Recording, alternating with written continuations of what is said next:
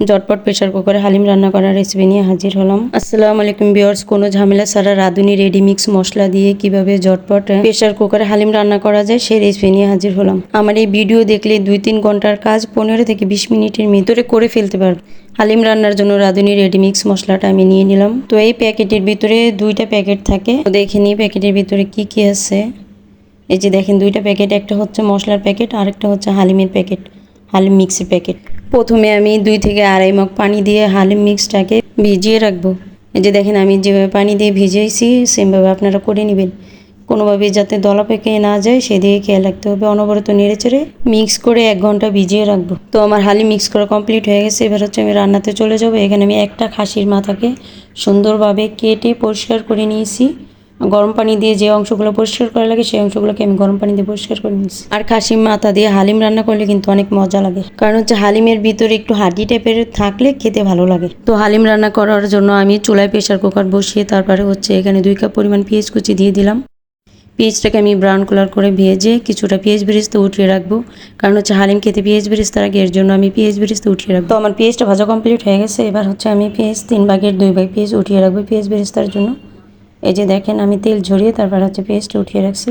একসাথে পেঁয়াজ ভেজে পেঁয়াজ বেরেস্তা উঠিয়ে রাখলে তাহলে আর আলাদা ঝামেলা করে পেঁয়াজ বেরেস্তা করতে হয় না। এবার হচ্ছে আমি 2 চামচ আদা, 2 চামচ রসুন, স্বাদ মতো লবণ আর 1 চামচ মরিচ, 1 চামচ হলুদ মশলাগুলো আমি একটু তেলের ভিতরে হালকা ভেজে নিব। এই যে দেখেন আমি তেলের ভিতরে হালকা ভেজে নিচ্ছি, আপনারা সেমভাবে করে নেবেন।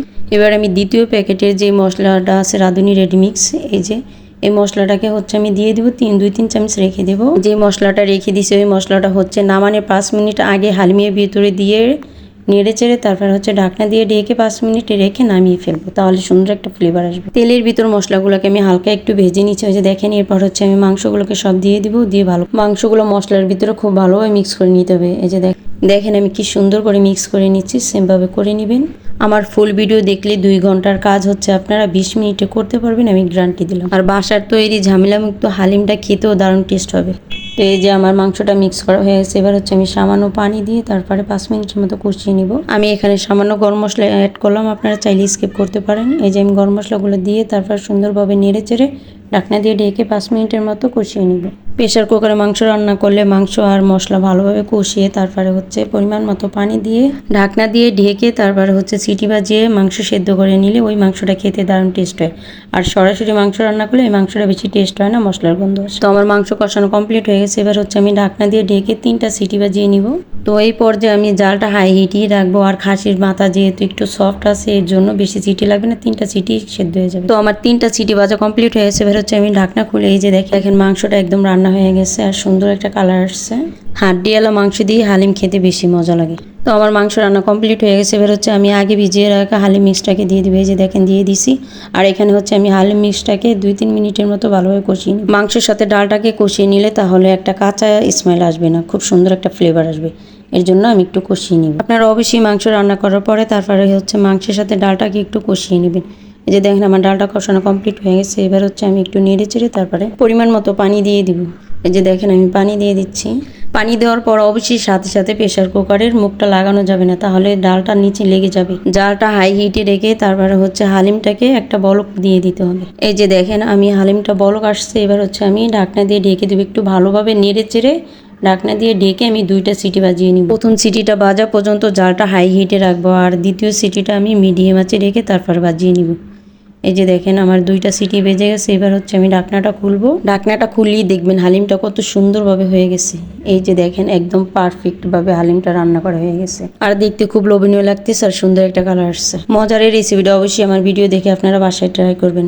আর ভিডিও ভালো লাগলে অবশ্যই ভিডিও দেখে লাইক কমেন্ট শেয়ার করবেন, অন্যদেরকে দেখার সুযোগ করে দিবেন, পেজটি ফলো করে দিবেন। তো আমার হালিমটা রান্না কমপ্লিট হয়ে গেছে। এবার হচ্ছে আমি যেই 2-3 চামচ মশলা রাখছি ওই মশলাটাকে আমি দিয়ে 5 মিনিট চুলায় রেখে নামিয়ে ফেলবো। জাল একদম মিডিয়াম আঁচে রেখে ঢাকনা দিয়ে ঢেকে আমি হালিমটা রেখে ওইদিকে হচ্ছে আমি ফোড়নটা রেডি করব। তো হালিমে ফোড়ন দেওয়ার জন্য অন্য চুলে আমি একটা পাতিল বসিয়ে তারপরে পরিমাণ মতো তেল দিয়ে এখানে 4 কোয়া রসুন দিছি আর কিছু পেঁয়াজ কুচি দিয়ে এগুলোকে আমি ব্রাউন কালার করে ভেজে তারপরে ফোড়ন দিয়ে দিব। হালিমের ভিতর বাগারটা দেওয়ার পরেই হচ্ছে হালিমের অরিজিনাল টেস্টটা পাবেন। তো আমার পেঁয়াজটা ব্রাউন কালার করে এই যে দেখেন ভাজা হয়ে গেছে। এবার হচ্ছে আমি হালিমের ভিতরে দিয়ে দেবো ফোড়নটাকে।